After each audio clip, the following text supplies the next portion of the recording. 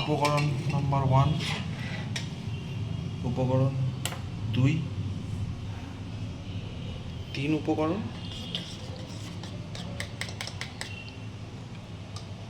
আর হচ্ছে 4 উপকরণ। কাদের জন্য? না নিরামিষাশীদের জন্য। এটার মধ্যে কি কি আছে একটু বলো তো। সুজি আছে, শুধু জল দিয়ে সুজি আর একটা ডিম দিয়ে ব্যাটারটাকে রেডি করেছি। জল দিয়ে সুজি মিক্সিতে পেস্ট করে নিয়েছি, আর আর একটা ডিম, পরিমাণ বুঝে ডিম। হ্যাঁ, যদি পরিমাণ বেশি থাকে তাহলে ডিম দিতে হবে বেশি, আর যদি পরিমাণ কম থাকে তাহলে ডিমের পরিমাণ কমিয়ে দিতে হবে, তাই তো? আর এদিকে রয়েছে আমাদের কাছে পেঁয়াজ কুচি, টমেটো কুচি, কাঁচা লঙ্কা কুচি আর একটা ক্যাপসিকাম কুচি। আর এদিকে রয়েছে ডিম। বন্ধুরা দেখতে থাকো কি তৈরি হচ্ছে আমাদের আজকে। প্যানকেক,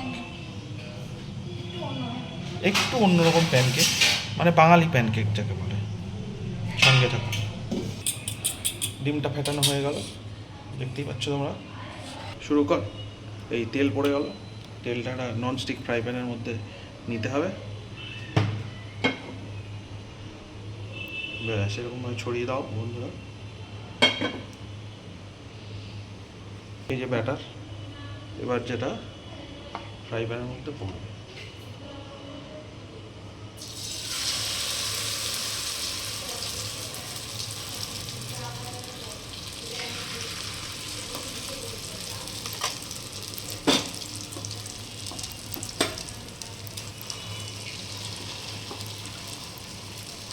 এইরকমভাবে কিন্তু ছড়িয়ে দিতে হবে ব্যাপারটাকে, সুন্দর করে গোল করে।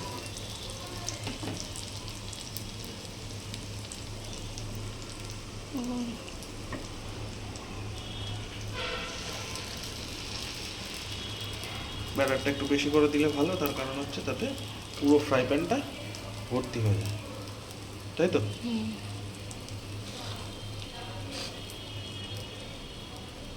এই যে এরকমভাবে লালচে লালচে করে এই পিঠটাই আমি এবার ডিম দিয়ে দেবো। আচ্ছা, আমার কাছে তো চামচটা এই পিঠটাতে যেটা দিতে হবে, এইভাবে ডিম ছড়িয়ে দিতে হবে। সব থেকে ভালো ব্রাশ থাকলে, আমার কাছে ব্রাশ নেই, তাই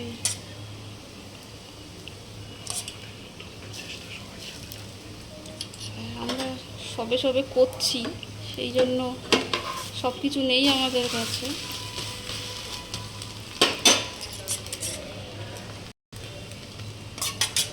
দুদিকেই একটা এগ ওয়াশ দিতে হবে।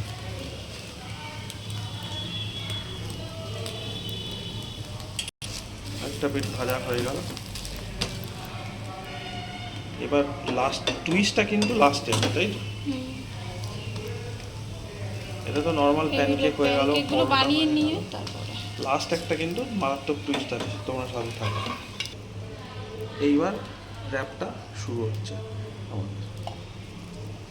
এর ভেতরে কী কী স্টাফিং যাবে, এই স্টাফিং ছোটো ছোটো পেঁয়াজ, ক্যাপসিকাম, টমেটো। এটা বাচ্চাদের জন্য, বড়দের জন্য যদি হয় তাহলে কিন্তু কাঁচা লঙ্কা এর মধ্যে অ্যাড করতে পারো তুমি।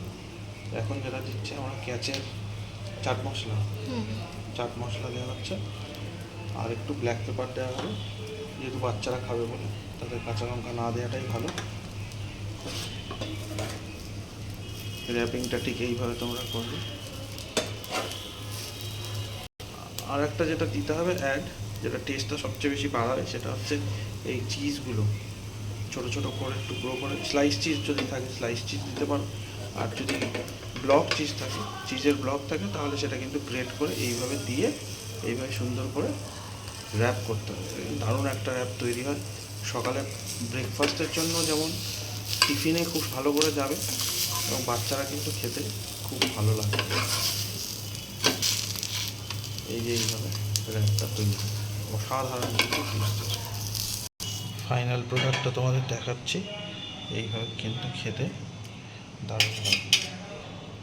এই যে প্রোডাক্ট তৈরি হচ্ছে, এটা খুব গরম গরম গরম খেতে কিন্তু ভালোই লাগে।